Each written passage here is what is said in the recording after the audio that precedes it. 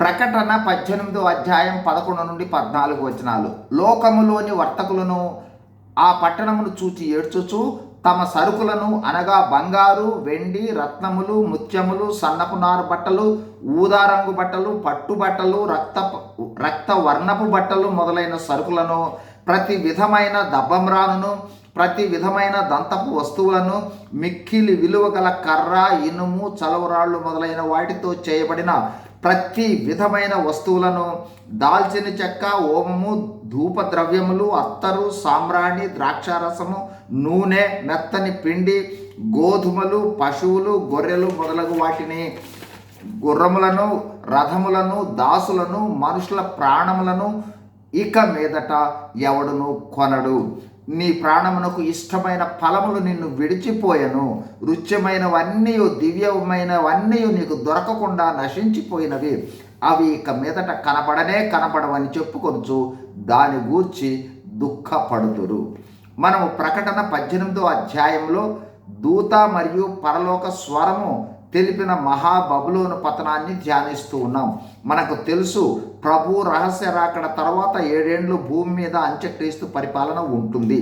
ఆ 7 ఏండ్ల భూమి మీద, ఆ 7 ఏండ్ల కాలాన్ని భూమి మీద శ్రమల కాలము అంటారు.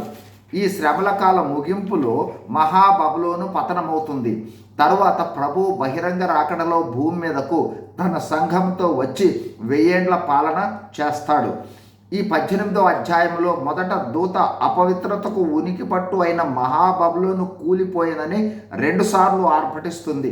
తర్వాత పరలోకం నుండి వచ్చిన స్వరము, నా ప్రజలారా, మహాబబులోనుకు తీర్పు వస్తుంది, దానిని విడిచిరండి అంటూ తీర్పు వచ్చిన తరువాత ప్రపంచ రాజులు, రాజ్యాధినేతలు ఈ తీర్పును బట్టి ఏ విధంగా రొమ్ము కొట్టుకుంటూ ప్రలాపిస్తూ ఉన్నారో తెలియజేస్తూ ఉన్నది.